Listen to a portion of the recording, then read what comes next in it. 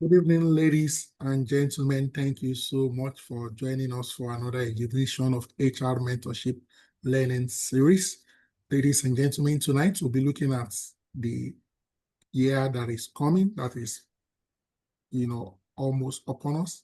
That's the year 2026. We are going to take a look at 2026 HR outlook and trends.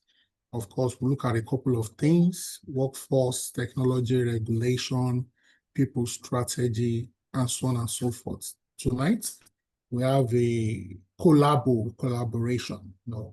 Uyemi Adeosun and Paul Occasional will be doing this together. Just to quickly say very quickly that 2026 will not be HR as usual. It's going to be a year of discipline, cost discipline, fiscal discipline. It's going to be a year of skills velocity, capability building. Of course, we'll work hard and harder, of course, with multiple tools at our disposal, at our reach. And very importantly, employee well-being is still going to be on the front burner, as it is going to be a productivity leveler. Let me just quickly show my profile very quickly and very briefly, then I'll move on to my colleague Paul's profile, just in case that somebody is just joining this session for the first time ever, or you are just watching this on the YouTube channel for the very first time ever. I have over 23, 24 years experience in HR, and I'm also an economist. I'm a researcher. I have over 55 papers so far.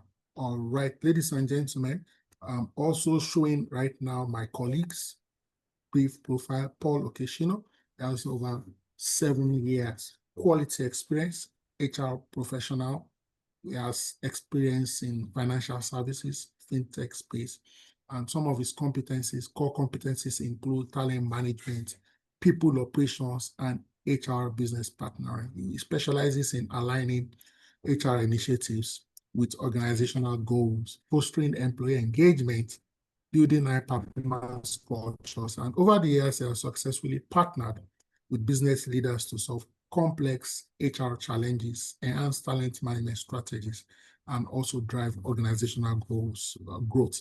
He holds a Bachelor's of Science in Business Administration from arguably one of the best universities in the world, better by far, University of Ilorin, and he also has a Master's in Science in Industrial and Labor Relations from the University of Lagos, combining strong academic knowledge with practical industry expertise. Ladies and gentlemen, what we are doing tonight, you need a huge dose of industry and academic knowledge, dexterity to be able to do it.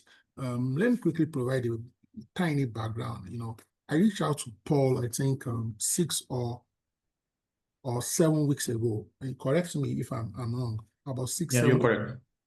And I told him that I wanted us to do this together. And at least every other day or every 3 days, we've exchanged ideas, exchanged data, information, and we've crunched it, because there's a lot of data out there. There's a lot of information out there, and it takes a lot to sieve it, condense it, and then internalize it, especially, from a Nigerian perspective, African perspective, and of course, making it relevant globally. So the first thing we'd like to look at is what HR must solve by 2026. Okay, what are the fundamental things? All right, and Paul, maybe you say a few things here. I've been talking so far. All right. Thank you, Dr. Oluyemi Adeosun. Like the topic rightly says, we're looking at 2026, what you need to do better.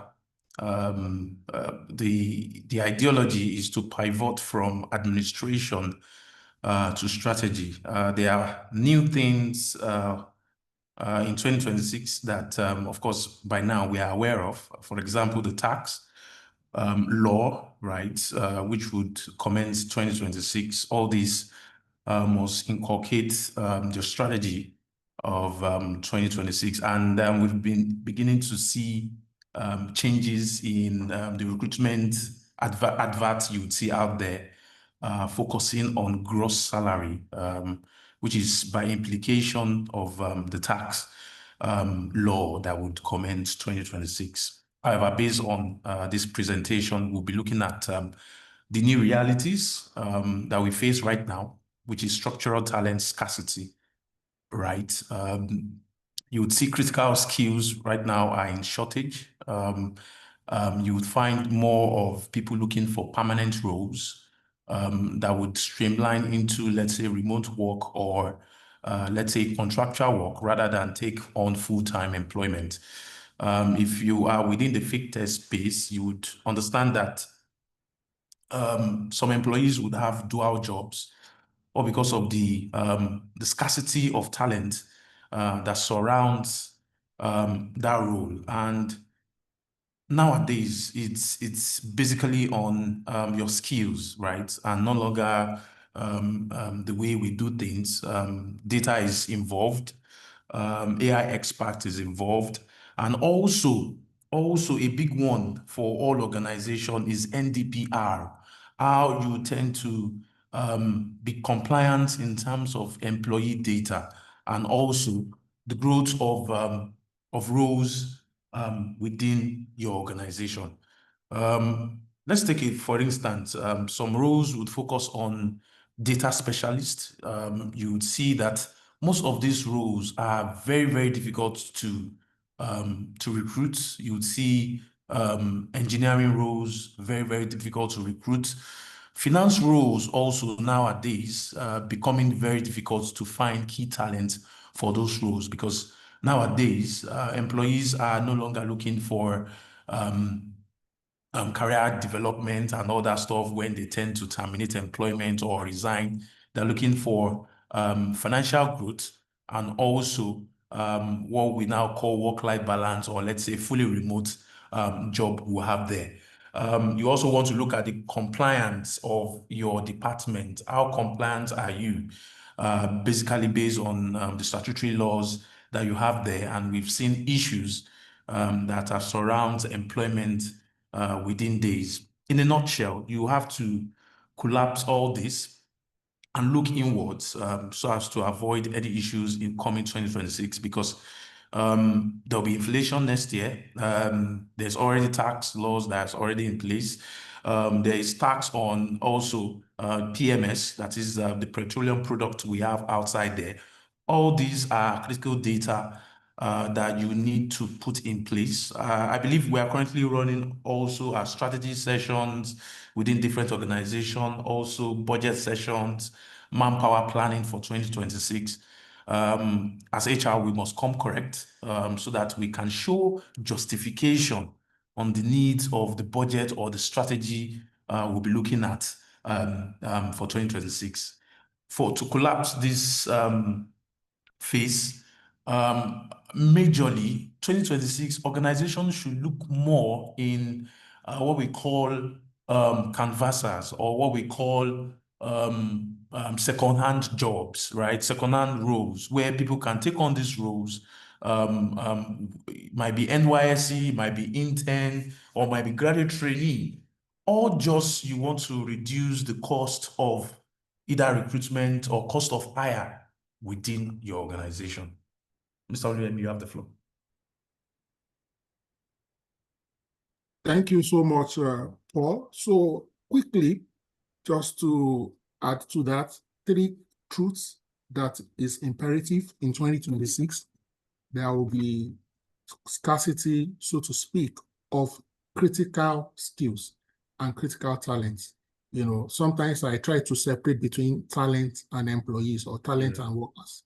So because some people always assume that because there are plenty of people looking for a job, that doesn't mean that there's scarcity. No, we are not talking about labor or manpower. We are talking about critical skills.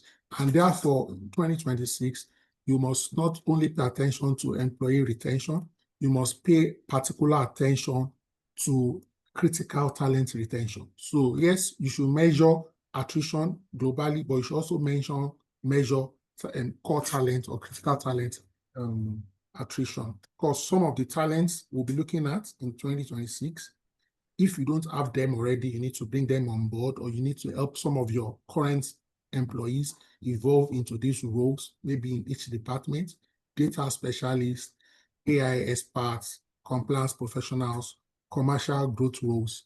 No matter what we do, we will still always need to increase our capacity to increase revenue, make more money, and so on and so forth. I know this year already we'll be inundated with AI. It's not going to go down. The need for AI will accentuate even further. It's whether you like it or not, whether you agree or not, your employees will use AI. I'm sure some of us use AI so much that when you see the work or output of AI, we recognize it at a glance. But what you need to be as HR, of course, working with relevant stakeholders, for example, your ICT department, you want to look at these 3 things. How are we using AI? How do we pilot? How do we move to production? How do we want to embed AI systems into what we do, from our customer service management, sales management, lead management, finance functions, people management, and so on and so forth. And the 3rd dimension to AI is, how do we govern it? What's the ethics? So as of today, ladies and gentlemen, just in case there's anybody here listening to I Am Paul this beautiful evening and you don't have an AI policy, please, you need to draft one quickly. Yes, some of us like to have perfect policies, but a work in progress is better than none at all. You can draft the policy now, and midway to next year, you update it, you upgrade it. But please come up with something, let all the critical stakeholders in your organization. So what can we use AI for in your company? What can we not use it for? What data can we load into it? What data can we not load? If you are loading data, for example, do we need to anonymize it? Do we need to remove the names of people and other sensitive information? So increasingly, you may need to encourage the use of AI responsibly. You want to embed it into the systems across your organizations and value chain. So just imagine, for many of us here, we'll have what do you call it now? Method statements. You also have processes. But think about it. Check your processes. How do you now do revised processes that you now embed AI? And what can we use AI for? What can we not use AI for? And that's the ethical part. Ladies and gentlemen, the 3rd truth that we have realized, after extensive desk research, after extensive consultation, and of course, because we too have been on the field and we've listened, we've sieved information, is that more than ever before, there's going to be pressure on return on investment. ROI, return on investment. In 2026, before the average MD, average CFO will approve salary, they will ask, this salary you're about to pay, how much did we make with it? You want to do Thank God It's Friday, they will say, what is the return on investment on this Thank God It's Friday? You want to buy cake to celebrate maybe employees who are marking their birthday within the month. So please brace up for this. All right. Boards, management, leadership will demand rigorous return on investment evidence, proof. So it's not just saying, oh, employees are doing well. No, English will not cut it in 2026. You must provide data. There is a slogan in data science, where they said, in God we trust, all others must bring what? Data. Don't take offense. Don't be irritated when they ask you for hardcore data. And that's why it doesn't matter whether you read English or philosophy and you found yourself in HR, you must appreciate mathematics, logic, all right? For our learning and development, for our diversity, equity, and inclusiveness initiatives, our wellness programs, every investment must demonstrate measurable value. And as we are preparing for this session, I am Paul. It now dawned on me that, and I made up my mind that before November 30, God willing, I'm going to do a webinar on return on investment on HR programs initiatives. So you can hold me accountable to that, of course, in a loving manner. All right. So our L&D, How do we measure impact on capability? Okay, how do we measure, for example, our HMO? So gone are days where I just say, oh, let's renew HMO. They will say the HMO we did last year. How much value did we get? How did it impact on our bottom line and on our top line? Paul. All right, thank you very much. So we look at the transformation system from support function to productivity architect. So what would we say as a support function? We've, look at it from you becoming a traditional HR, put on recruitment out there. You just want to fill in the role. There must be justification. You just want to write policies. What are you streamlining in your policy? You want to always solve the problem, reactive way. However, in 2026, you must be a productivity architect. You must look at modern HR system. I would use a case study of what Professor just said, HMO. You would think, how would you measure HMO on your organization? Let me give you an instance.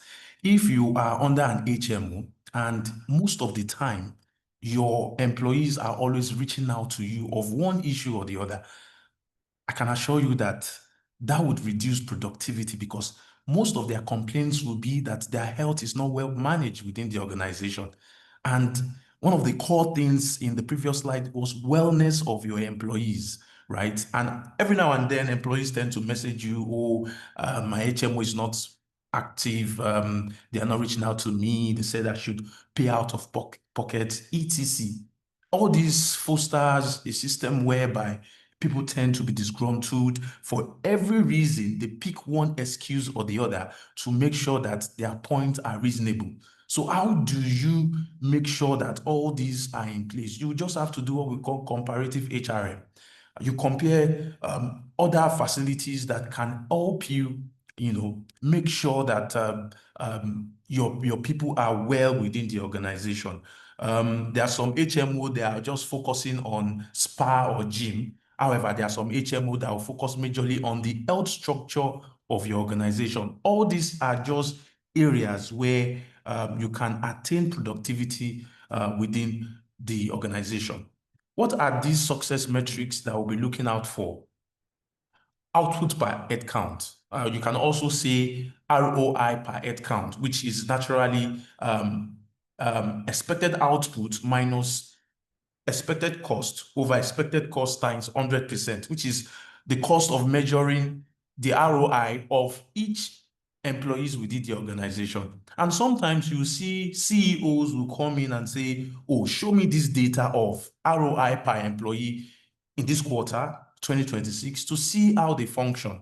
For salespeople, of course, that their output is numbers, while for operation or back-end staff, you would see that we use more of performance management matrices to calculate the ROI on each employees. Speed and competence, how quickly new hires and existing staff reach full productivity in each of their roles. So all this we need to be aware of. One of the problems you would find in most organizations of productivity of an employee will start from the onboarding process, right? The framework of the onboarding, because that is how you manage their countenance, the issues on ground before it gets haywire, how you manage new employees on a seamless onboarding process. And lastly, you want to look at the regulatory resilience of your organization. Right now in the industry, I can assure you that risk and compliance, especially when you are in a very, very compliant organization or industry, is a key role within the organization. They tend to measure the risk of the business. We have the risk of the business, we have people risk, we have financial risk. In fact, we have location risk within the framework of the organization. So all these, the department will have a framework to measure HR, to raise exception on how you can do things better. Because even as a risk person or as a risk compliance organization, it must be from the top. And majorly, in a one-man business, it's quite very difficult to maintain such system. However, there are other areas where you can adapt swiftly to the changes in compliance. For example, you would have, like I said, the tax laws. How are you complying to it? Next year, pension will be coming after everybody. Before Q1 ends, ITF will be coming after everybody. How are you compliant with these statutory laws under the ECA Act in Nigeria? So all these we must look at in a broad perspective to see areas where we can improve the system. In a nutshell, the systematic recruitment for 2026 is majorly those who are in the commercial space. When I mean commercial space, I mean sales workforce. So if your sales department is so lean and the back end or the back end staff are more than the sales department, it's very difficult to make profits because the back end staff are just supporting the sales or the drive of the business. So in a nutshell, your sales department or business growth or CX or account manager, relationship management of your organization must be top notch coming 2026. So if you've done a manpower plan focusing on back end roles, you need to refocus your manpower plan for 2026, focusing on sales workforce, where you can generate revenue with the total number of people. And with the laws of probationary period, within 6 months, if a salesperson is not doing so well, based on the KPI or metrics given to each of these salespeople, you can go on to terminate. It's the law now. It's no longer you extend probation, you tend to see how they can improve. No, it is come in, deliver. If you can't deliver, we've moved on. So those are the areas which you need to look at your workforce come 2026 so as to avoid no profit. We're not making profit. We have issues with our revenue. Our budget is not meeting our ROI and all other issues. Yeah, just to add one or two things and also to balance things out. Again, one thing is clear, 2026, we are going to be more efficient. And sometimes another word for being efficient may be, this word won't sound right, ruthless. It won't sound right, ruthless. But we are not going to be reckless. We are not going to be reckless. All right. Yeah. So you also need to know that some of the things we are saying here, the application in different industry organization will vary slightly. For example, there are certain sales jobs that 6 months cannot be probation because of the nature of the industry. It takes maybe time to build relationship and rapport. All right. So you also need to note that. And sometimes, how do you track a good salesperson? It may not necessarily be inflow of revenue. It may be the quality of the leads, the quality of the meetings, engagement, and so on and so forth. Just to put out there, and so that we balance out. Another thing I like to also say, which is as a spin-off of what my colleague on this particular journey, Paul, has also mentioned and alluded to, is the fact that because of the compliance, please, between now and December 31, anything you can close out, close it out. Maybe you have things with ITF, what do you call them, revenue service. Please, next year is going to be challenging on its own. And we're not saying this, please, to frighten anybody. No, that's not the intent. But what we are trying to say is that it's in your interest, your firm's interest, to close out whatever you need to close out in 2025. Don't bring forward any 2025 luggage or baggage. It's not going to be in your interest because 2026 is big enough to chew. Now, why do we try to, try and forecast? Why do we try to create trends or, based on the past and based on the current reality? Why do we try to, conceptualize or conjecture the likely trends? It is for one reason, so that we can prepare. Note that because, of course, nobody is playing God here, no matter how you conjecture, no matter the data analysis method, techniques, and so on and so forth. Many variables, many dynamics are in interplay. And because of that, outcomes may not be 100% accurate. All right. But what I can tell you for free is that if you prepare adequately, even if the forecast does not crystallize as predicted, you'll be better able to, position yourself, react, respond, be proactive so that you can take advantage. Now, let's look at some other things quickly as we forge ahead in this conversation. One trend that we've been able to agree that will crystallize to a large extent in many forward-looking industries is skills is greater than jobs. Okay, 70% of CEOs globally cite skill gaps as a top 3 growth threat. In Africa, employers report graduate employability gaps despite rising graduate volume. In other words, there is this perception of an oversupply of certificates, of credentials, of documents. Meanwhile, there is an undersupply of work-ready skills. I know we all understand that being a graduate, for example, does not necessarily equate competence. Of course, if you go through the 4 walls of the tertiary institutions, certain competencies will be, you will have been equipped with certain competencies. The key question now is that, are those competencies readily, available for use? Do we need them? Or what percentage of those skills do we need? 100%, 50%? Of course, this will also vary from industry to industry. And that's why you will see a lot of universities and tertiary institutions today having maybe career departments so that they can augment. And of course, thankfully, a lot of undergraduates too today are learning through social media platform, YouTube, and so on and so forth.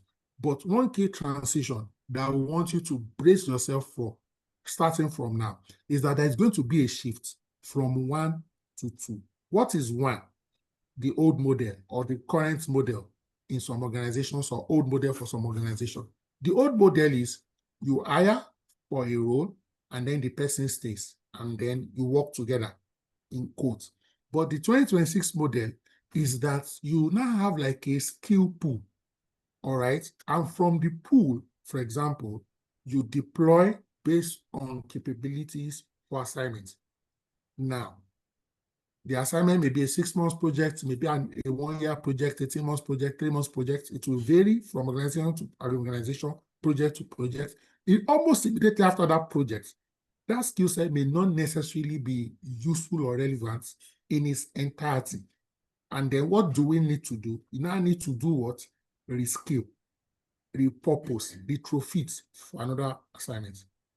And that is why in 2026, more than ever before, agility, ability to be nimble, agile, is going to be key. Okay, we are going to learn and relearn back to back. It doesn't matter whether you are 21 or you are 55. Again, we are talking about top talent now. Some jobs will still be available. Of course, in 2026, suddenly we will not all be using self-driven cars. So you still need drivers. But we are talking about tier one jobs. So pay attention. So this session will serve multiple purposes. 1, what you need to do as an organization. 2, what you need to do as a professional so that you stay on the frontier of knowledge, frontier of capability, and frontier of relevance. All right. So key shifts: internal talent marketplace with short-term projects, on-demand squads, cross-functional rotations will replace traditional hire-fire cycles. Paul, do you want to say anything here, or I move on to the next slide? Yes. So when we are speaking about the skill pool, right, it's not that you put out a JD and they start applying. Is that it's either you engage some firms who have given necessary skills to graduates that are just coming out of, there are some organizations that will help you train talent, most especially in the tech space, software engineers. Also, you can do it on your own. You can start a career fair. You can go to NYSC camp, maybe on their day of exit, you put your stand, you collect CVs, you look at areas where they can join in your organization. However, the pros is that their onboarding will be quite different from the normal onboarding you do for experienced hire. Their onboarding will now speak to communication, their dressing, the way they speak, the type of tone they set through their email. What are we doing? We're trying to restructure the new hires or the new intern or the graduate training in what we call culture first, before we now go to the next point on 2026, which was to reskill and reassign them to different departments. Fantastic. Thank you so much. Paul, just to wrap up on point one, again, increased focus on internal mobility, because it's going to be continuously cheaper than recruiting from outside. You need to develop your bench strength, all right? Like your own internal academy is going to also reinforce retention and career prospect and growth. It also help and foster cultural continuity, because you can bring a staff from another team organization, but their culture or manner of work may not be completely compatible with your organization. So we'll continue to invest in skills, take trainings and retrainings seriously, all the types of training, on the job training, off-site or on-site, and so on and so forth. And we get people to learn from each other more increasingly than ever before. You now want people to, all the traditional HR tools, for example, job rotation, job shadowing, job exchange. We will need to do more of that in 2026. We need to be intentional. And that takes us to the next trend, which is currently also trending. AI is now a partner. Okay, AI is no longer experimental. 2025 global survey showed that employers are embedding AI into what the core workflows, in other words, the work processes, right? Customer service, sales outreach, HR screening. Adoption is no longer limited to tech. There's almost hardly any area. Even if you're a clergyman, you'll probably use AI in preparation of your sermon. All right. So in 2026, HR is becoming a chief risk officer for human machine work. So we have a combination of artificial intelligence and human intelligence. All right. So HR, we need to prepare more, learn it more, and foster it more in the organization. Again, what are some of the critical areas that we need here? Talent acquisition. All right. So even as HR practitioners, how are we using AI to drive sourcing?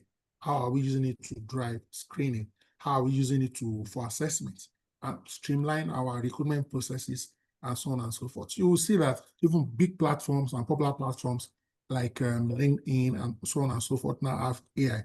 And just let me say this, because I also like connecting this.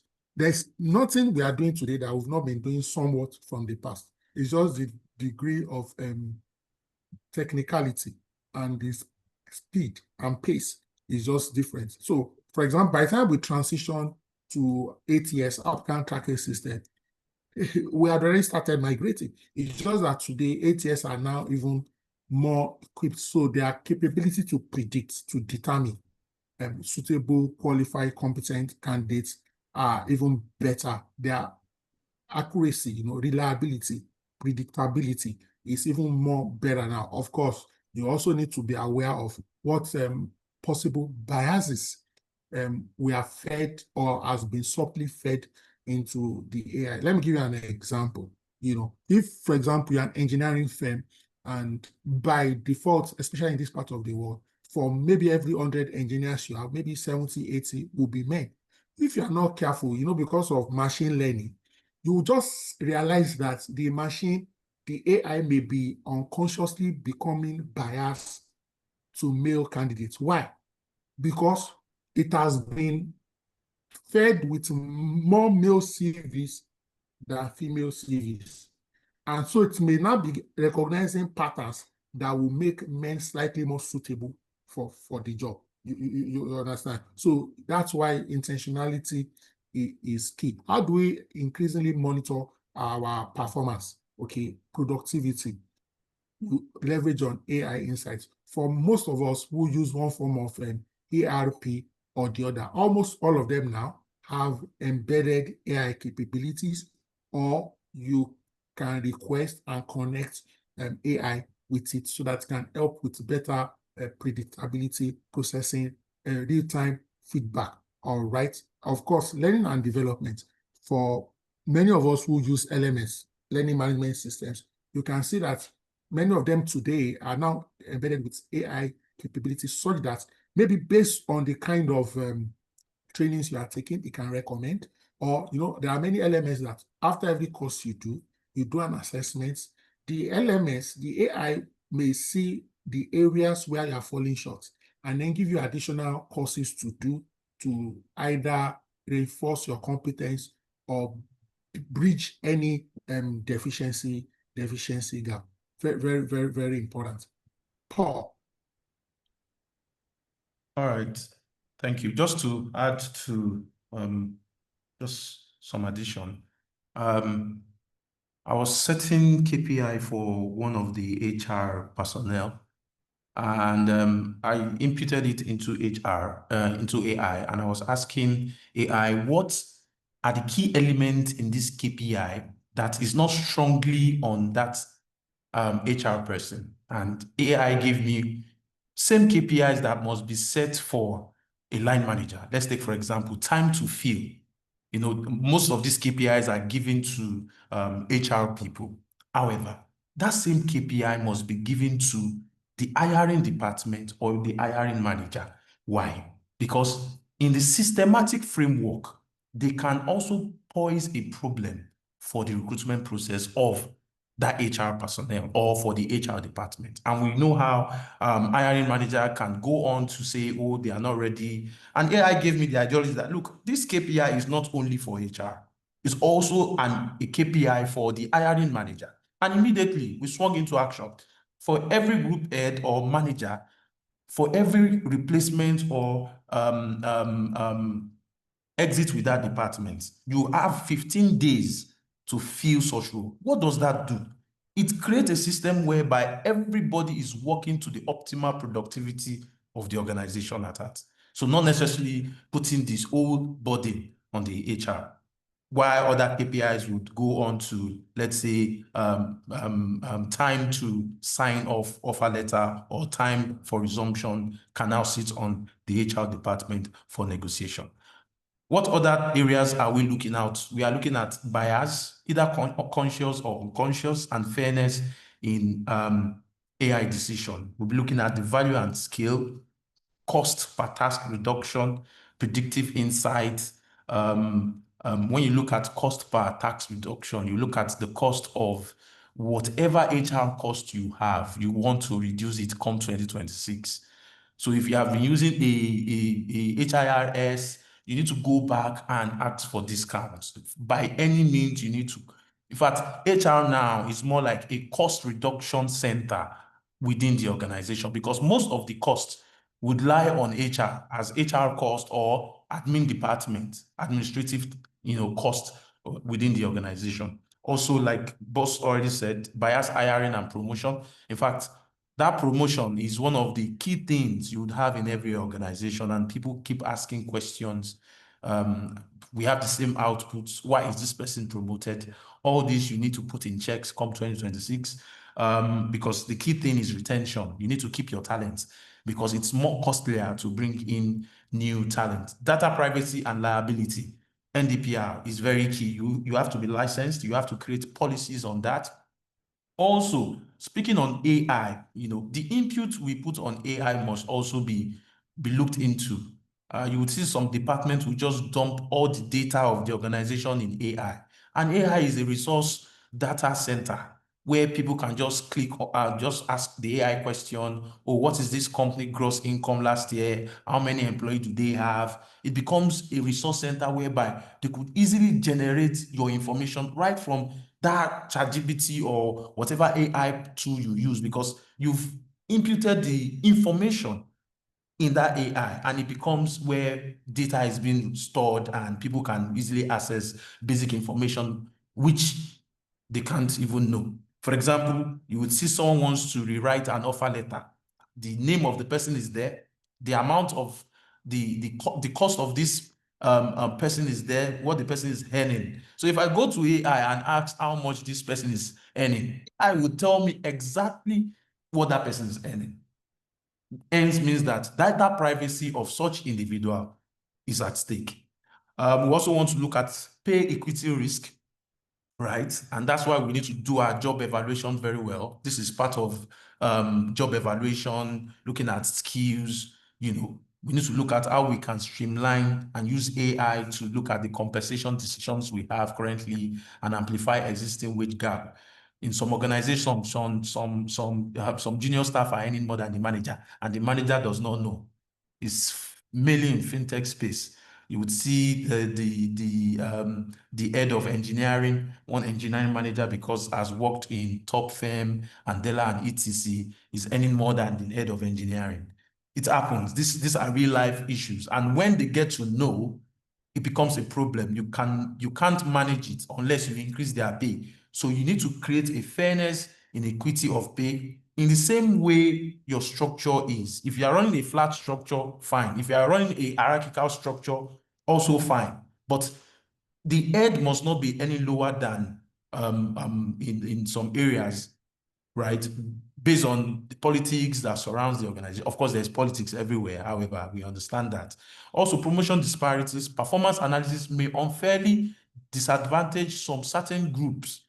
In some organization, we use CME as performance metrics, like, oh, this guy is doing well based on some project given to the person. However, you must understand that performance management is an average. Someone might be doing well in some areas and might not be doing well in some areas, but because of the areas is doing well, you are seeing it. But you're not seeing the areas is not doing well. And when performance management brings out the score, no, this person cannot score below this point. Let's promote this person. That is not right, because performance management system will use a weightage system whereby all other KPIs set for this individual will be looked into very well to make sure that there is fairness and you are safeguarding the system to avoid any issues when it comes to pay disparities or equity in risk. That's for that.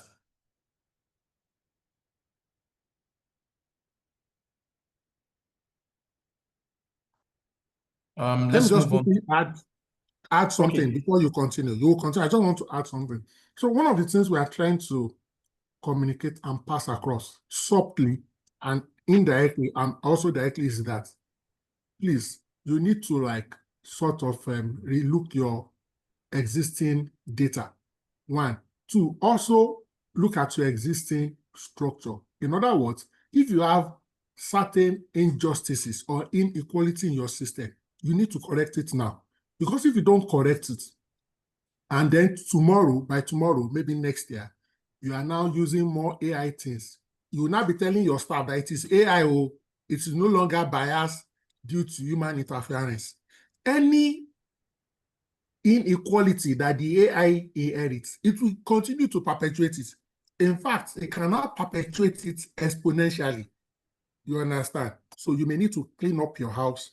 If there are certain irregularities, you need to regularize. If there are certain, people you need to elevate or normalize, as the case may be, maybe certain outliers that you want to see what you can do from a systemic perspective or how you will categorize it then, so that you don't transfer any inequality into a system tomorrow that will be more AI driven, so that people don't suffer for the past. If you can quickly correct that now.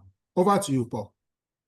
All right, moving on. We'll look at AI compliance, risk, data governance, surveillance, and concern. First, NDPR. You need to have a DPO, that is data privacy officer or data protection officer in your system, which would be the governing person of all data within the organization.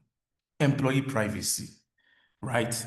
Another key thing we must understand is that if you have data engineering or data department in your organization, as an HR, please do not share such data with them.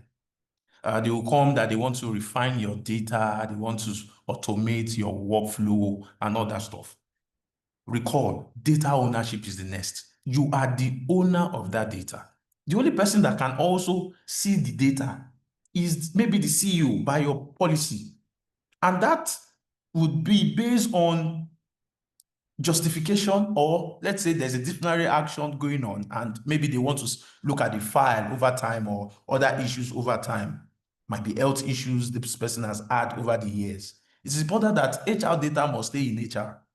So if you need someone to help you clean your data, it means that you have to recruit for HR data and analytics specialists that will sit in your department rather than sharing vital information of employees, because you have a data team or data engineers in your organization to help you refine the data, clean the data, and give informative decision based on the data. So it's either you recruit for a data analytics person, HR data analytics person in your department, or you train the current HR department on data analytics. These are the areas whereby your data doesn't get everywhere. Information is not shared. And one thing about employees is because they become so emotional. So if someone who is in data department has the data of an employee, that same data person will have a friend in the organization, would relay such information to that friend. That friend will also have another friend in another department. And then information, data will start spreading. They get to know what the CEO is earning. They get to know how many wives the CEO has, how many children, how many adoption, how many health issues. Oh, this person has HIV.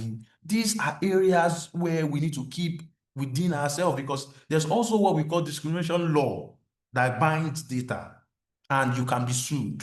And we've seen people who have been sued for it, because you cannot give me an offer letter and specimen B has a full scope of my remuneration, right, within my organization. And the way AI is now, you can tap into another organization information to see their wage structure, to see their strategies, to see areas where you can go in there, extract data and reform it, and make sure that this same data becomes your own strategy to win other customers over. So these are the areas we must also inform our employees and also HR department within our space. Trend 3, cost discipline meets people strategy. We've mentioned this over time, and we'll also mention it again. Come 2026, wage expectation must be agreed on gross.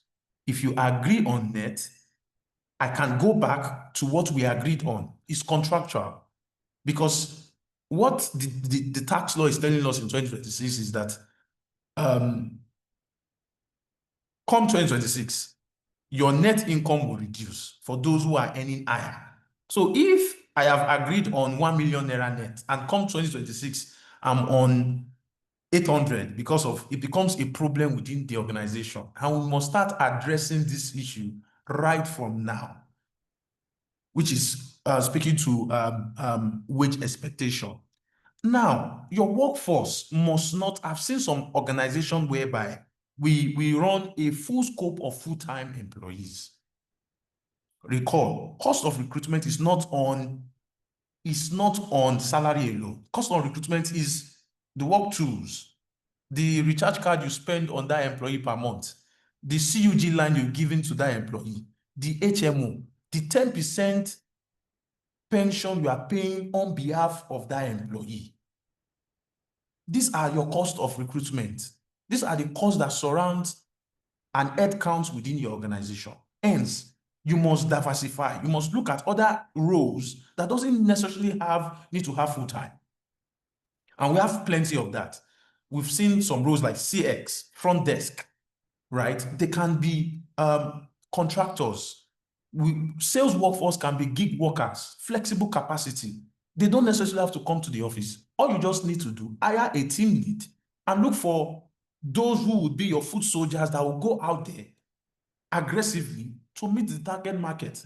If your sales department is of full-time basis, it's not structural. So you need to look at other areas where you can bring in sales foot soldiers, sales workforce, to make sure that the revenue of your organization is intact. All what you are doing, like we've rightly said, is cost discipline within the structure, because CEOs will not look at high performer anymore. They are looking at their books. They are looking at the revenue. They are looking at how they can maximize revenue. And number one issue why some organization cannot maximize is the cost of employees, your payroll cost, right? Other areas, if you have ITF, you have been paying them, you can file for the trainings you've done. If you project this to the board on how much ITF are returned back to the organization, is a plus on your KPI because you've made sure that the cost you've paid for trainings, at least 25% is coming back to you. So they will see areas whereby you are putting them also at heart. And we are not looking at always, the way HR works now is people. No, HR must be an intermediary. And in most cases, HR becomes the business of business. It must be purely for the business. And that is why Professor just said that next year you have to be ruthless. If you are emotional next year, that means you want to go home. So we need to be ruthless on the decision we make. If an employee is not performing per labor law, it's rightfully for you to terminate such contracts based on clear evidence of performance. All these areas, you don't need to be emotion or he's going to lose his job. You must also think about the business come 2026.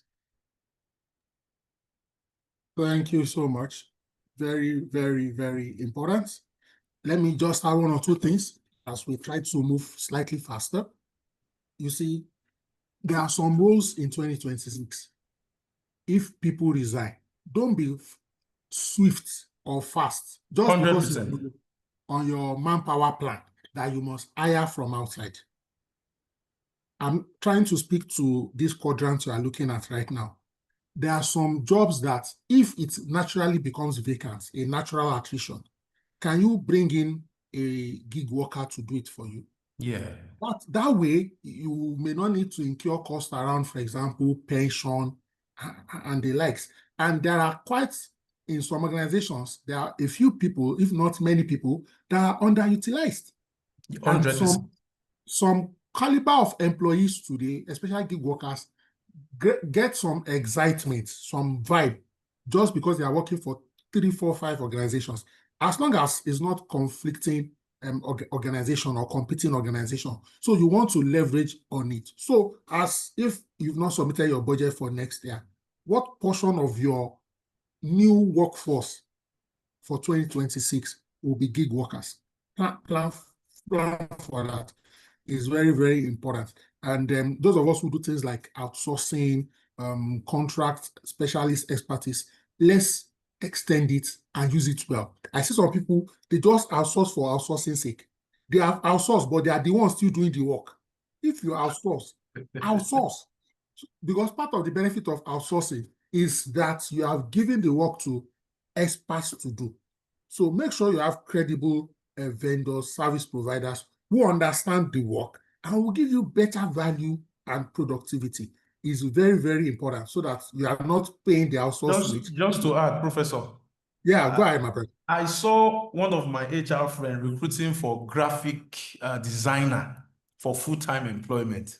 I said, this is a gig industry. You just tell them your design you need and the stipulated time, they get it done. And most of them, they have like 10 brands they are working for. And that's why you go to their portfolio, you see different brands on their portfolio, and you become, but you said you are here. You are here again. So some roles, you necessarily don't have to quickly. In fact, in my organization, they know me. Once there's someone who is exiting a department, I'll just look at it. Is it important? Who can they give that same role to handle for the next 6 months? Before we can now say, okay, work want to kill this person. Let's start the recruitment. At the end of the day, yes, they will complain. But what you're achieving for them is the cost reduction by employee. Exactly. I worked in advertising for 2 years. And I remember once engaging with my MD, who was complaining that the reason why our top graphic or creative artists were slow on their deliverables was because they were freelancing for other organizations 100%. or individuals. I now told my MD, I said, sir, can I be honest with you? If you ever find a graphic artist that is only working for one client, I put it to you, sir, that graphic artist is not good. In fact, one of the things that make graphic artists or creative artists to be very good is I'm trying to choose my words now, is the ideas, inspiration, number of brands they've worked with. Yes. So there's something from cross-pollination. So because you did something for manufacturing, something for entertainment, something for a church, it now helps you to be extra creative on your current job. So I had to tell him that, look, you may get a loyal graphic artist, but you may also get a mediocre graphic artist. What do you want? Let's just agree on the turnaround time. Chere asked a question here, and she said that who are gig workers? Please feel free to drop any question at any time, and don't be shy, please. So gig workers are, so you know when you say give me a gig, like a side gig also. So they are more or less freelancers. People who are like independent contractors or consultants. So they work based on task, assignments, or projects. So if you engage with them, you are not going to give them a letter of employment. You will give them like a letter of consultancy or a contract or an award. So you may agree with them that will come once in a week or don't come at all. Every Thursday, meet with us 1 hour. Those or every Monday. Or every Monday or every Thursday, or every Saturday. So, and gig workers, of course, you pay them either per hour or per deliverable or per outcome. So typically they work for multiple clients. So many gig workers also work across boundaries and borders. So they maybe have clients in Australia, Japan, Canada, Qatar, Zambia, South Africa, and Nigeria. All right. So many people who are used to that kind of gig work, no matter how much you offer them, many of them will hardly take it because working for one organization may end up becoming boring. But let's also be honest, they tend to earn a lot, from gig work because you now probably earn from in multiple currencies, dollars, pounds, euros, and so on and so forth. But if what you are doing requires specialization and you don't necessarily need somebody dedicated 100% of the time, then you give it to a gig worker. Let's quickly, moving on, say here that there'll be, okay, I would take you, I see my brother, I would like to contribute. Just a minute, sir. I want to give you the rights to contribute, sir. All right, sir. Prof, please go ahead with your contribution. Note, I said contribution, no question, though. If you ask question, now you go answer them. All right, sir. Good evening, everyone. Thank you so much, Paul. I was listening in with another device. It's been an interesting one. So my contribution is that I'm beginning to see people coming into gig space. If I would describe myself, I'll call myself a gig master. And I bet you a few guys that I've worked with in the last 1 year, 80% have quitted their jobs. Yeah, they've quitted their jobs to work. And I'll tell you, being a gig worker pays far more than a regular salary. With all humility, I don't mean to be proud, and forgive me if I appear proud. At least at a minimum, like you talk about multiple currency, a gig worker can earn over $50,000, $100,000. I've seen it happen. And just imagine an organization that wants to give you $100,000. That's just foreign currency. But there's something I need to quickly mention because of, I really see that it's an interesting area. Many people that are rushing in, they are doing jackpada. As you jackpot in, you jackpot out. Because it's not for the faint-hearted. You can't be lazy. It is not for the faint-hearted. Number one, your night may be taken away from you. If you are working with multi-locations, multi-clients, you stay awake. Your health issue is something you need to watch. You may have health hazard if you are not careful. You must be very up to date. If you are somebody that is not given to the letters, I mean, if you are not somebody that is given to serious reading and research, forget it is not your space. And you must be very resilient. Very, very resilient. And I also want to say that people should not go into that space because of want of money. You know, you get to a point, you make the money, you lose it if you are not careful because of the way to manage it. But again, there are a lot of migrations there I can see, but people should take caution. It's not a space for the faint-hearted, I bet you. There are a lot of things that you face. You travel a lot. You need to do something at the shortest notice. You need to be doing 3 or 4 things at the same time. And, you know, it's something that people must be deliberate and prepare for. And finally, I want to mention that gig workers, people interested in that, should at least have one person to mentor them through, to help them through the ropes. Because if you just jump in, you don't know the space. I work a lot with public service. You know, you need to understand that terrain. Otherwise, Absolutely. you just go and mess up yourself. Thank you very much, sir. Fantastic. Very helpful, very relevant, very timely contribution. We appreciate you, Professor Adeyemi Ajayi. Of course, if you like to chime in, please raise your hands and we'll recognize you. Let me say this, just to reiterate what my brother Adeyemi Ajayi just said.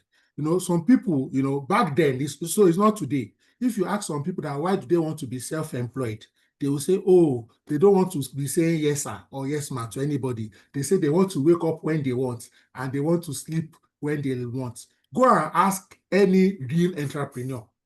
They will tell you that it's easier to sleep when you want and wake up when you want as an employee more than as an employer. Before, you may be saying yes, sir, to one person. Now, you may have 8 clients you are now saying yes, sir, to. Okay, so if you are doing gig work, you must be resilient and you must have capability to genuinely multitask, and you can't drop the ball. In 2026, ladies and gentlemen, wage pressures will increase across markets, and we are intentional by saying across markets. So more than ever before, ladies and gentlemen, more employees will come and meet you to ask you for salary review, either directly or indirectly. And if you are not able to match or provide it, just get ready. In 2026, more and more people will be coming to meet you with new offer letters. If they don't want to go, they will allow you match it.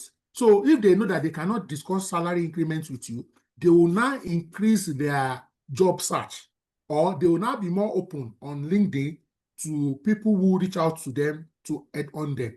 So please note, you know, especially very good people. Let me quickly say this, even though this is not a compound bank class, that one of the things we will need to improve more in 2026 is our differentiated compensation.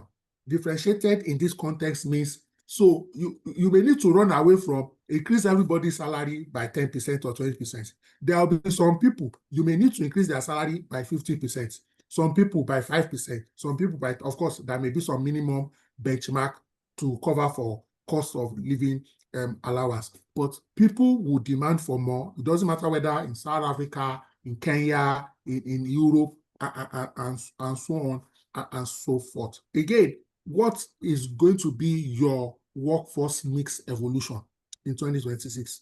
We are not saying you shouldn't hire full-time, but think about it. Hire full-time only for critical roles that your organization is more or less the subject matter expert. Any job you can give to a contractor, give to a gig worker, give to a consultant, or leverage technology, please don't hesitate. Again, we are not advocating for layoff, but we are saying where there are natural attritions or where you are creating a new business, you are expanding, don't expand. Don't just think we need 40 new people.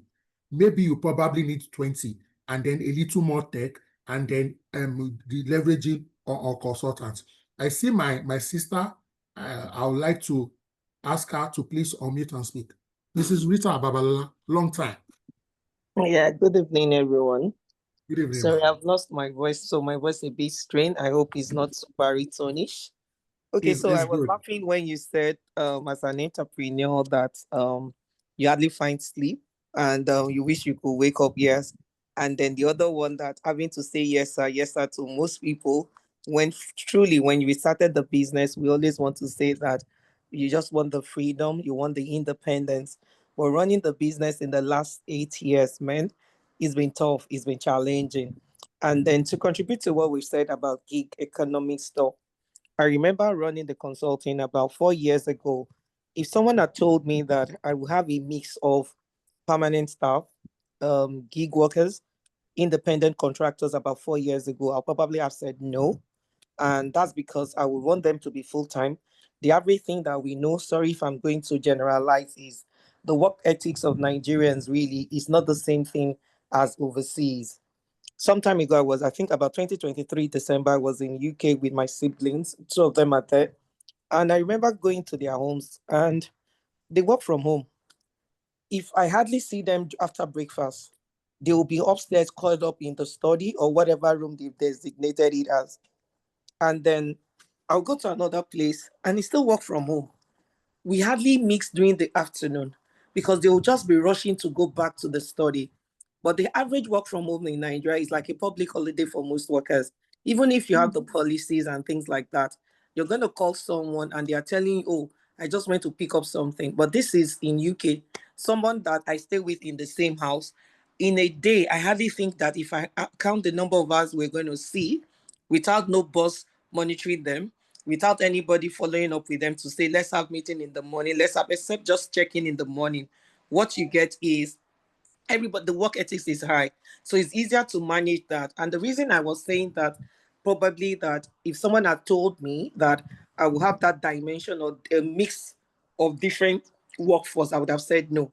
But come to like the reality of present now, I have one full independent contractor. When I say full, that means that I know that I can always count on this person from beginning to the end, anytime, any day. Then I have two external people that I've decided to like, oh, if I have HR, OD project and things like that, I'm always ready to call one or two people that I know that they will always be available.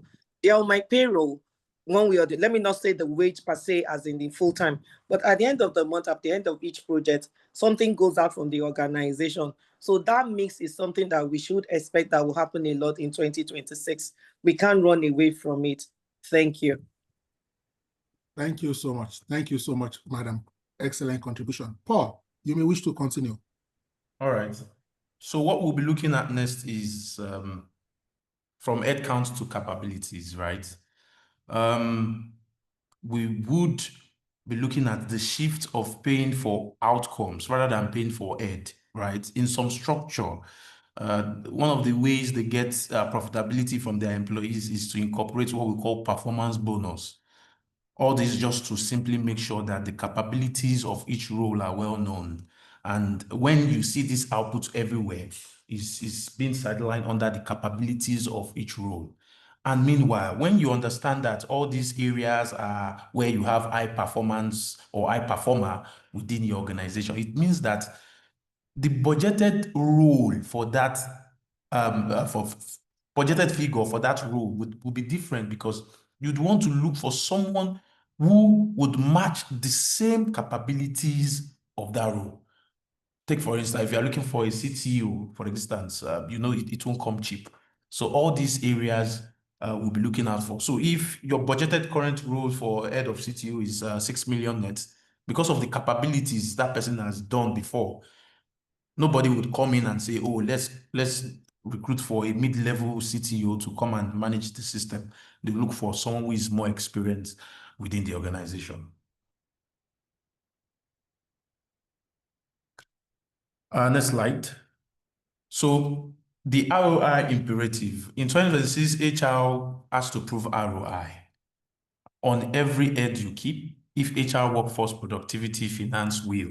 So HR must demonstrate measurable value, workforce productivity, become a very quantifiable metrics that finance scrutinize closely.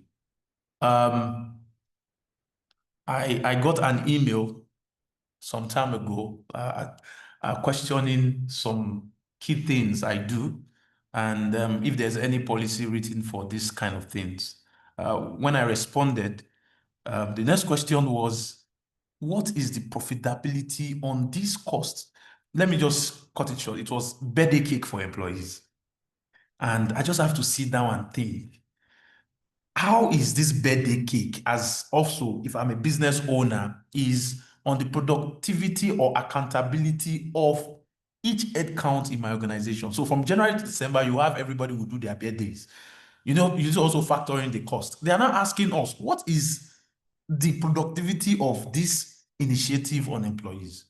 And when we developed something, we created something to make sure that, look, if staff are not well celebrated and they see it elsewhere, it's also a room for them to be disgruntled. Because most staff, even if you don't post their picture, they are already in your DM. Today is my birthday. And it becomes an issue of what kind of department of HR you are. So all this, you must come back to the top level management to give strategic insight on the reasoning on your initiative over time.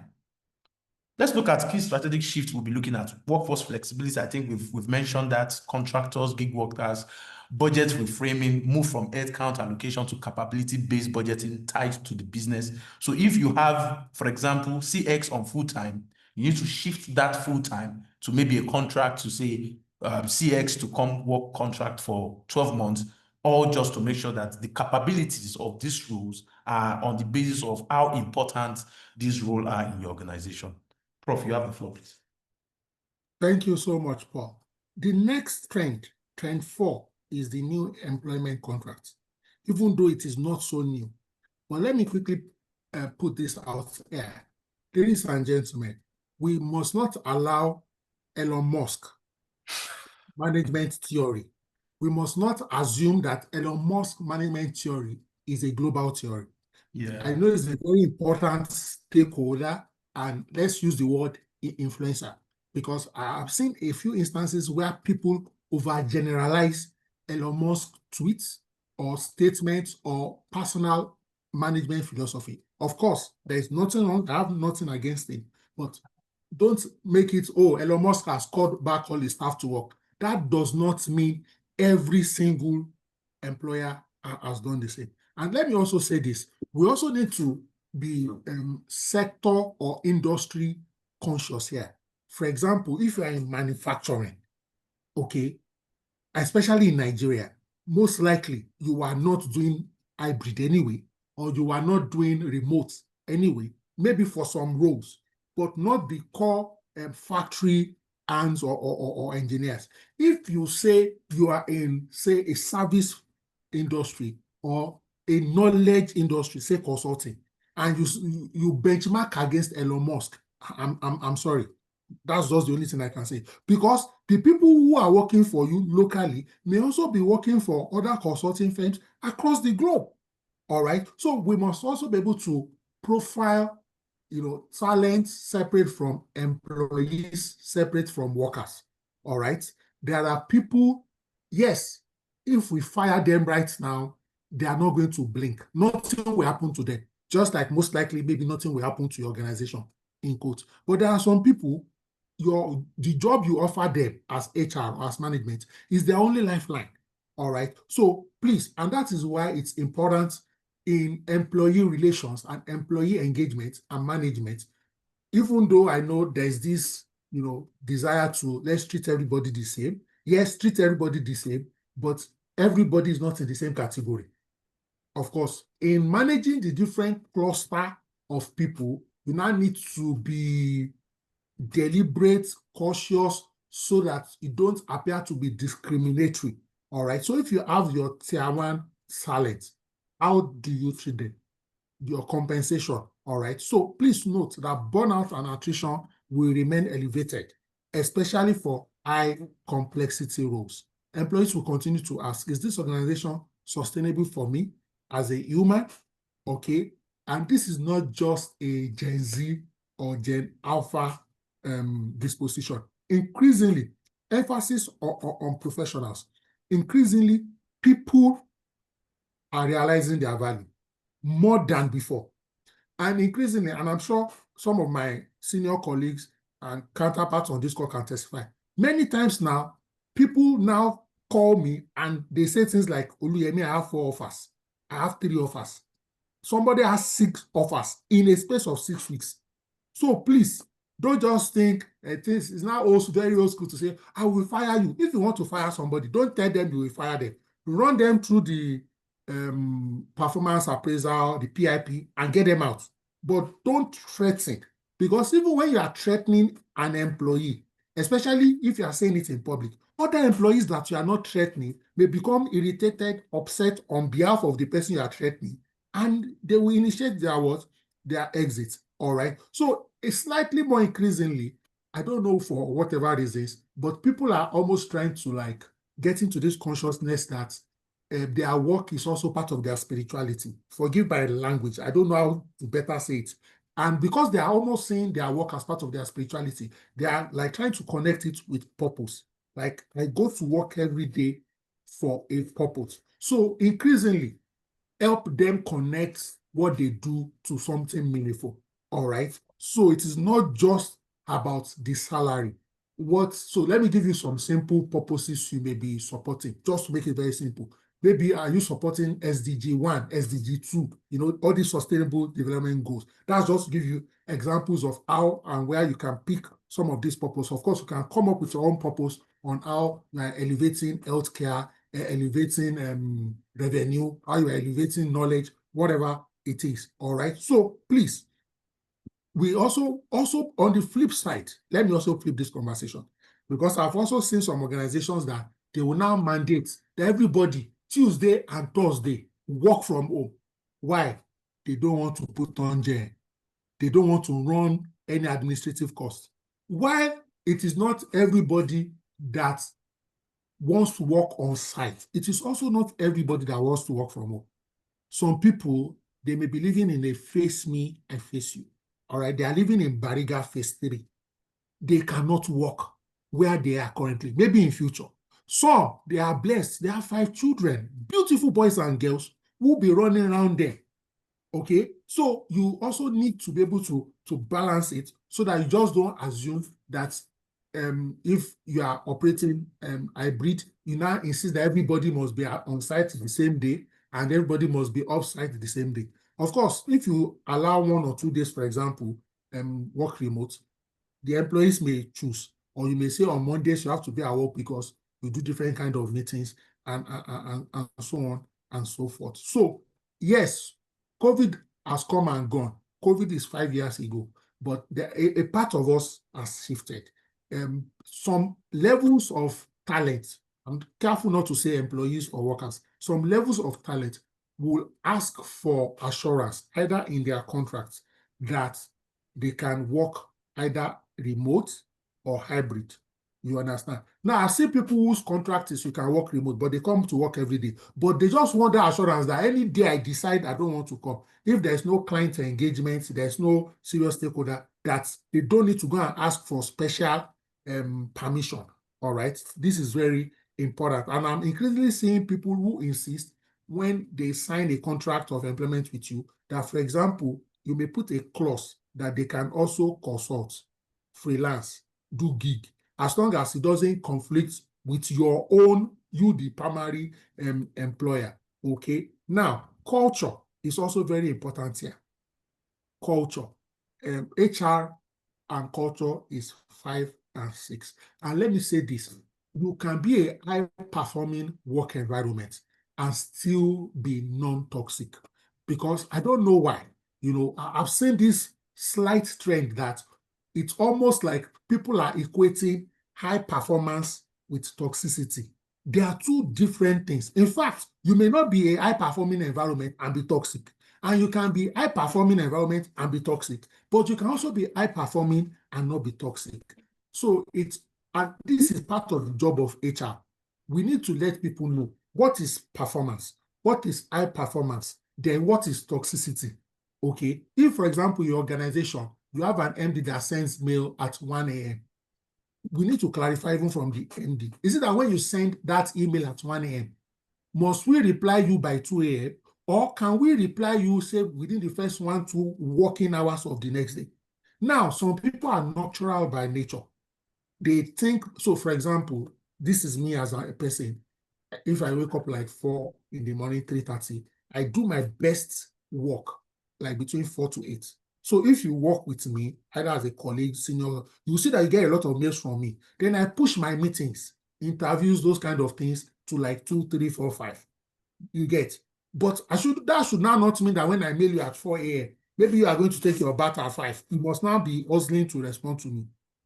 There's no hurry or urgency. So the definition of flexibility, especially in our organizational context, we need to know it, okay? And also with respect to the different multi-generational shifts we are experiencing. So what's flexibility? Where, and then what is the intensity? You know, sometimes we underestimate it. You know, we say that there are organizations that are fast-paced environments. Again, when we are hiring people, be careful. I'm not saying don't hire somebody from a slow pace, but ensure that the person can transition, can cope, will be able to adapt. Okay, it is very, very interesting. Ladies and gentlemen, our infrastructure reality, we've spoken to that. The fiscal economy, we've also spoken to that. These are different flexible work flexibility, you know, compressed work hours. Okay, very, very important. You know, hybrid autonomy and mental health support. What is paining me now, in some ways, even in HR circles, we now turn mental health to a joke. I'm tempted to tell us to stop it, because the reason why I'm tempted to tell us to stop it is that when people now genuinely have mental health issues, they are now afraid to open up. Because when you say, oh, my mental health, almost anybody and everybody just burst into smile or laughter. Please, I know that in Nigeria or this part of the world, sometimes we try to make light of anything, just like some people are making light of a certain country's president that has threatened to bomb another certain country, but not mental health. People go through a lot. You know, maybe when some of us were way younger, when you had things like diabetes, hypertension, it used to be very elderly people. But today, you will see a 17-year-old boy that is diabetic, a 20-year-old boy that has high blood pressure. And it doesn't mean that the person is thinking, because the next thing is you say, what are you thinking about at your age? It's just a medical condition. And maybe because of the internet and access to information and data and also health check, people are now getting abreast of their health conditions and status so that we can work. All right. So 2026, we have to do away with the old mindset. All right. It's not like before when you say, oh, you are lucky to have a job. Really, it's mutual now. You are lucky to have a good employee. A good employee is also lucky to have a good organizations. Talent will always have options. Of course, good organization will also almost always have options. All right. If you are not careful, if you don't treat talent well, 2026, we will lose increasingly more mid to senior level talent to competitor. And again, it's still thank God. The North is thank God. You know, thank God in quotes that Japa and migration are slowed down because of the policies of America First, and then, you know, people like our cousin Auntie Kemi Badenoch, and even the new prime minister in Japan, and all these new these territories now trying to tighten immigrations. If not, increasingly more people will have Japa next year than any other year. Of course, the only thing that will restrain that will be migration policies of this Western world. But even as at that, some people are not Japaning geographically, but they live in Lagos or live in Enugu, but they don't work for Nigerian companies anymore. All right. So please, some new companies too are coming into the country. We need to track that.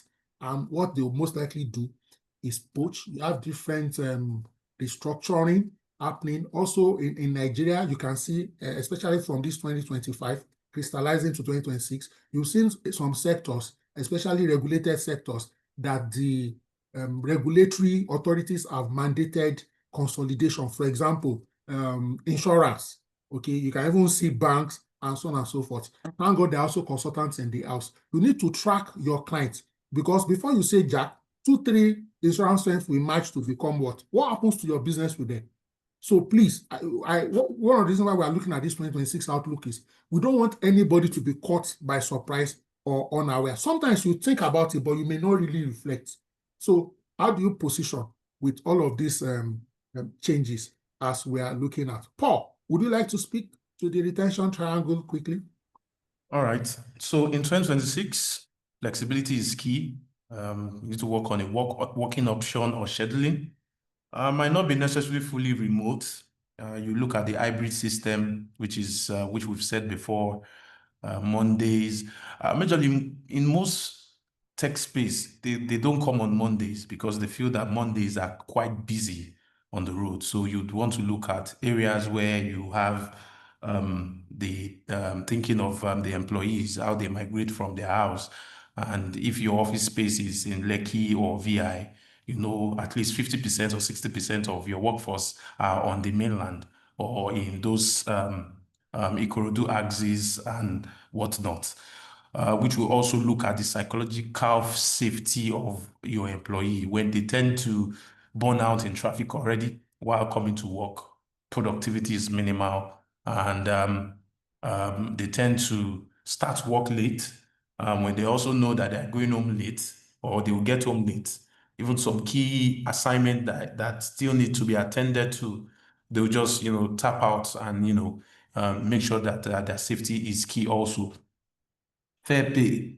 You must be transparent as possible and with competitive advantage. Internal mobility would be key in 2026. Nobody would want to have a resignation in a department where, let's say, current net is 600, and you're trying to fill in that role, and the expected net of each individual trying to come into that department is about 800 or 1 million. This would be questioned. And that's why I like how Big Four, they tend to do their things. And this is how if you go to Big Four now, or you have someone who has applied for one of your roles from the Big Four, you would see that majority of those staff they have were from NYSC or internship, right? Then they set up a contract work for them after internship, whereby they interface with, of course, most of them are auditing firm, right? Consulting firm. They tend to interface with other sectors, other businesses. And when you look at the trajectory of the CV, from intern to contract, interfacing maybe Shell, oil exploration, from contract to an associate, from an associate to maybe senior level, you would see that they started from the lower level sourcing of employment, all because they know that if they nurture the talent, before they tend to pay for that exact role, if they tend to hire, it's more costlier than to maintain a framework whereby they bring in people from NYSC, interns, CWS, they nurture them, they train them, in fact, from documentation to whatever processes, just to make sure that their payroll is intact, their pay is fair, not that you are bringing an intern earning than a manager, or because the intern is coming from the CEO, is now earning more than maybe a mid-level staff. All this we must also be aware of, right? Employee commitment is also core. When employees are committed to their job, they tend to feel safe because you've already created what we've aforementioned, a flexible environment, a psychological safety within the organization, and a fair pay. In fact, when there's a fair pay, you are earning exactly, not that someone will resign now, you are trying to match, and you notice that someone just got a certification and you still left the person just like that. So there must be some wage structural system in place in your organization where people can easily move from one band. Can be a set, can just be a notch increase, not necessarily like a promotion. Notch increase, step increase, officer 1 to officer 2, executive 1 to executive 2. Just to make sure that, we are aware that you just bagged this certification, this degree, and we are ready to support you in any way. Regulation and reputation risk. This is very important in 2026. And in our previous slide, you will see where it states that employer branding outweigh your marketing campaign. If you've gone outside there to do marketing campaign about your organization, but the brand of your organization is not still visible, you are not under, let's say, Great Place to Work certification, even if it's medium, gold, or platinum, anyone, at least it's a medium whereby employees can see you They know that you are doing something different in that organization, and they'll be curious. Why is this organization having this certification? Why? Number one, pay equity, ethics and conduct, data privacy, layoff process. All these, your people within your organization, they become the mouthpiece. In fact, when there is a job vacancy, you don't have to even go and look at your talent pool. Immediately, you've HR, there's this one guy in Deloitte, it's very good, because they see that the brand is there. Everything that has been mentioned is there. There's fair pay, there's no, oh, the CEO said, the manager said, that's why we are promoting him. No, it's on the basis of the performance of each individual. And for some HR, we are employees also.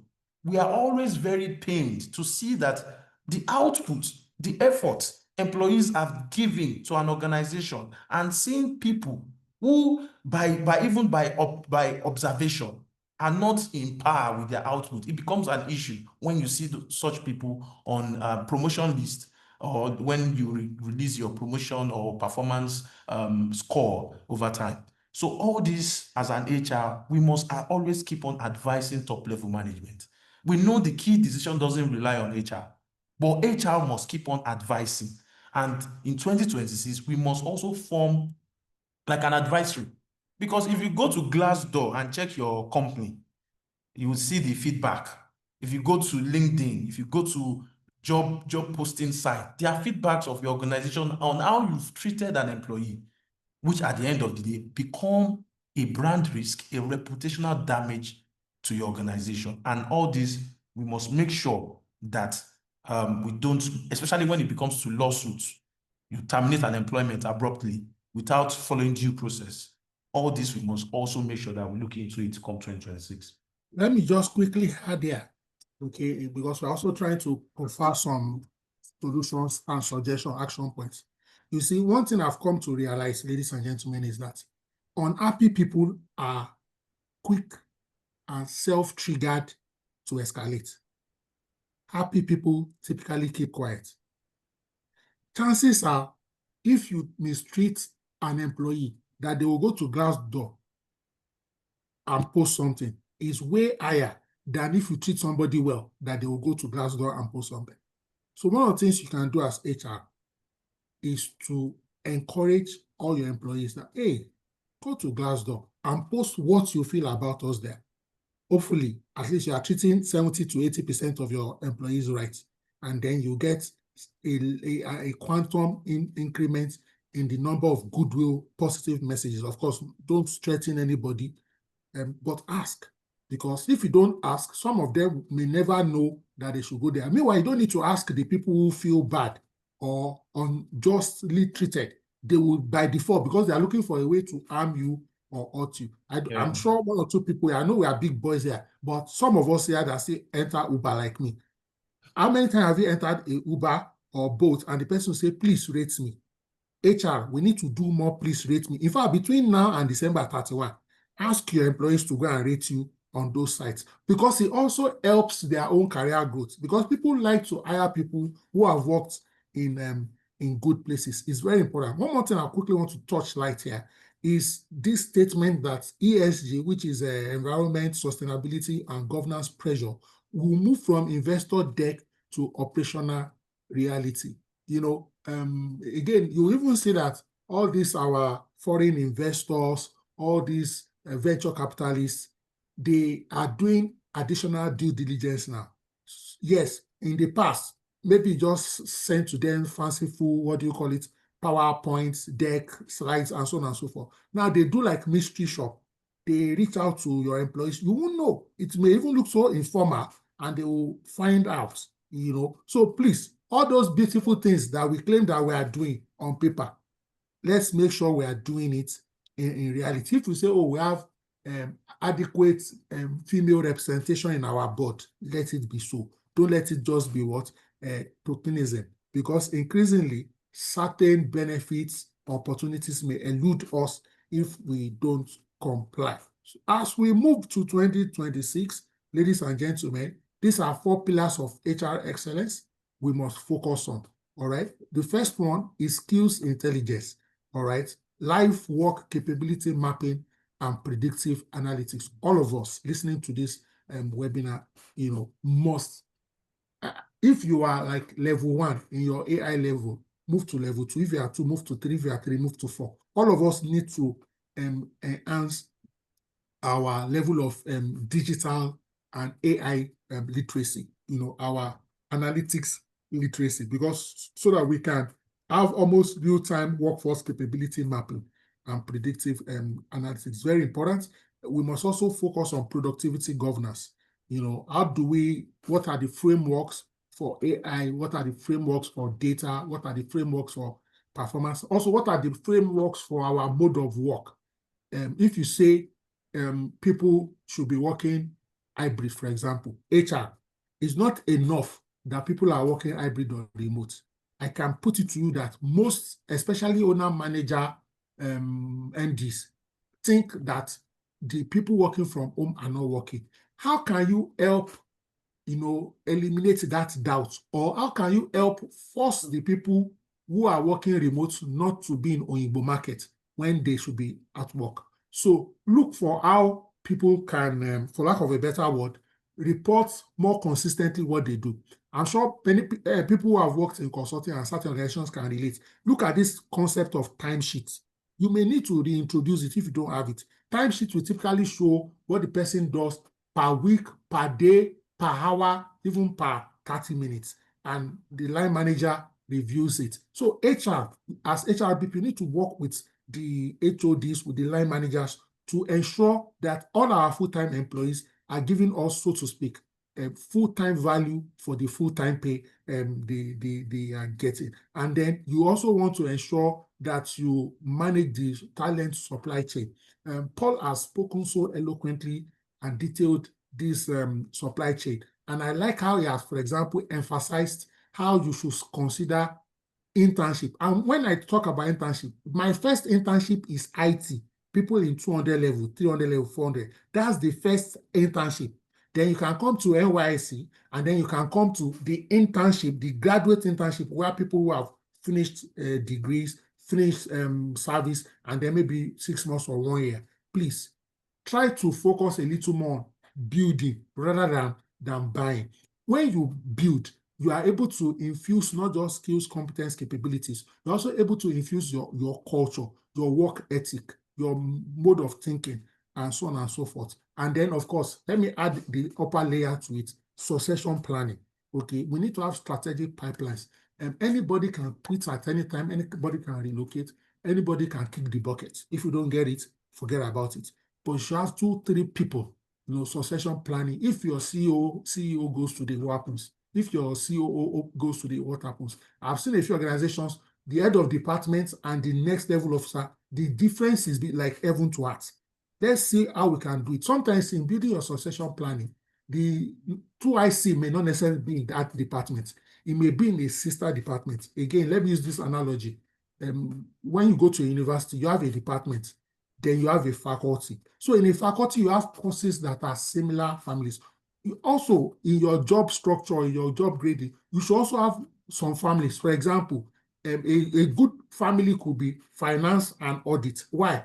The skill sets, so to speak, or a good chunk of the skill set to be a good finance person and a good audit person. Some foundational things are the same. Of course, there may be peculiarities. So somebody in audit may actually be the 2IC of the CFO. I hope that makes some sense, because some people are always fixated that the people in the succession plan must always be in the direct lineage of the person they want to succeed. Again, all these things like job rotation, job shadowing, trainings, and so on and so forth, you may want to look at it. And then you have your people risk dashboard, so that you are projecting it to the management and to the board real time.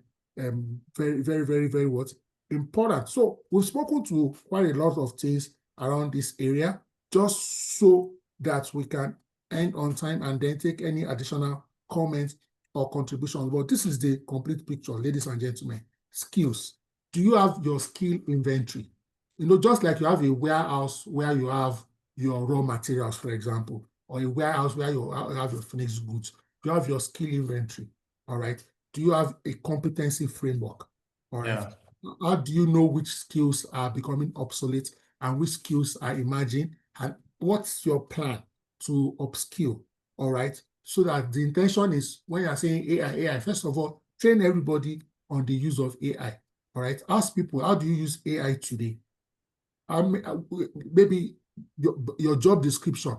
How many points in points in the job description can AI support? All right. Of course, you need to also provide education because so that you don't scare people away and they just think AI will take the job. If it will take the job, it will take it anyway. So while we still have the job, can we use AI to augment our efficiency, our productivity, and then we elevate our thinking?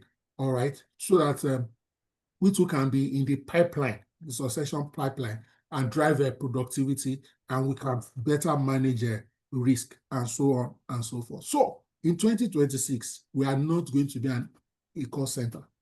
HR, we are not going to be a call center. We are going to actually literally be the what? Operating systems, because we are going to drive margin resilience. We are going to drive innovation and speed, and we'll drive reputational stability in 2026. Ladies and gentlemen, I would like to ask Paul, do you have any closing remarks? Any closing remarks? And then anyone who has a contribution, please raise your hands and we'll recognize you. All right, thank you, Professor. 2026, let's just do what we must do to not only just recruit, show that HR can also be a department of profitability to the organization. Business owners are no longer looking for recruit this staff, schedule training, and whatnot. They are looking at this training. How is it important to my organization?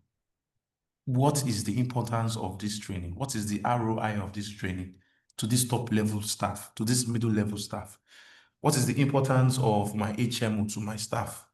What is the importance of HIRS within your department and to the organization at large, right? Efficiency, effectiveness, and the overall successful HR, all HR core value chain that you must have had in your system. And we must get ready for 2026. We just pray that everything goes as planned. Of course, we know Nigeria is going through a lot, which we've seen over time, and we must be prepared. We must prepare also our workforce in such areas, and we must support them also in every areas we want to support. And don't forget, when it becomes the part and parcel of the business, your decision must be 100%. It must be ruthless. It must conform what we call the regulatory standards through HR, either labor law, either your policy, either ILO. You must follow through the right process to make sure that you make the right decision. Thank you. Thank you so much. Thank you so much. My parting shots. Again, I'm checking to see if there are any comments to read out or any hands up in case anybody wants to say something compelling as we wrap up. Is that please, as you plan for 2026, okay, we've tried to highlight quite a number of realities, potentialities, but please, there are other dynamics that we did not consider in today's session. Okay, there are the political dynamics. Okay, there's the international relations dynamics. I don't want to speak louder than this, but I'm sure those who know what I'm saying, please, all these potential realities, plan for them. Have scenario planning. Ask questions like, what if NLC goes on strike next year? What if Pengassin goes on strike? Chances are some of these bodies will go on strike. So it is now that you will have, we call it business continuity. All right. What is your redundancy plan? So I'm just saying, do you still want people, if you are buying work tools next year, new work tools, do you want to buy desktop or laptop? Thinking about a situation where, what if there is a scenario where people cannot come to work? Would they be on vacation at home just because they don't have a work tool they can work with because you have given them a desktop and so on and so forth? So do what we call scenario planning. All right. Option A, option B, option C, do if you are working fully on site. Then also simulate what if we are working fully off site, and present this to your management. For example, you can convince your management that from February 1 to 7, 2026, let us, all of us, work from home. Why? When you work from home by choice, you'll be able to now see were people responding or responsive, what performance tool should you put in place, should you have stand-up meeting daily, 2 p.m., and so on and so forth. It's easier to test, check, and then beef up your system reliability on a pilot. But if you wait for a day that you are now conditioned to work from home, it will be too little, too late. All right. Also ask yourself the difficult question. Next year, if it is not compulsory to hire a new person, please, by yourself, HR, manage costs. Before any manager we say, go and hire, and it's the MD has approved, let them do justification. How else can we manage this role? Can we redistribute the tax to other people and increase their salary or give them responsibility allowance? Can we bring an intern? Okay, please. I know we don't want people to burn out, but let's try as professionals in our organizations to ensure that people are really working. I'm saying this respectfully. And sometimes people think it's only public sector. No, even in private sector, a lot of people are redundant. Thank God, my sister Rita Babala mentioned it. If you have ever worked, for example, in a Chinese fair, you will know that what most people here in this climb, what we do for 8 hours is actually a 4-hour job or shift. So how do you get your team members to be more productive? All right, so that we can do more and then we can deserve more. And then, of course, you now look for how to get from the profits, all right, how to share it to the employees. Also, look for ways to help employees make money next year. For example, can you say non-sales staff, anybody that brings sales, maybe 5% commission, 2% commission, and try and get approval from management? We've been talking side gig. The side gig can be for your non-sales staff to be salespeople. That's a side gig. Meanwhile, they are pushing your own product, and then you incentivize it. All right. So let's look for ways. If you don't have something like maybe cooperative in your organization, set it up. As HR, we can work with other stakeholders. Can we be doing bulk buying? Why am I saying all this? Because prices of goods and services may still go up next year. The cost of living may still go up next year. So how do you help your employees manage the little amount of money you are paying them? Maybe bulk purchase. If you form them into clusters, you can do cow sharing, provision sharing. In a way, you have helped them. If you know staff who stay in the same area, you get them, broker a meeting with them. Instead of 4 people driving from Ikorodu to VI, they rotate it, carpooling. Please be creative, please. This is one way you can help people have a better quality of life. Lastly, please, culture.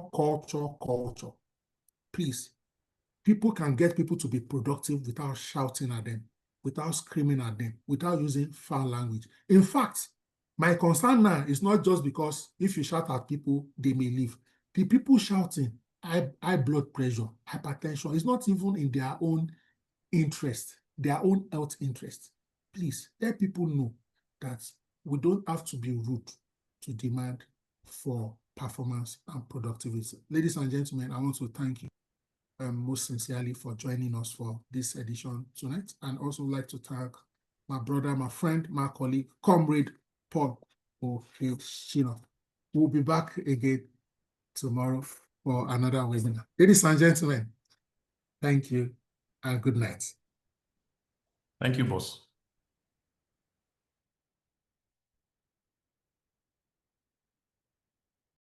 Thank you, sir. Thank you so much. Thank you very much. Well appreciated. No, thank you, sir. We are grateful.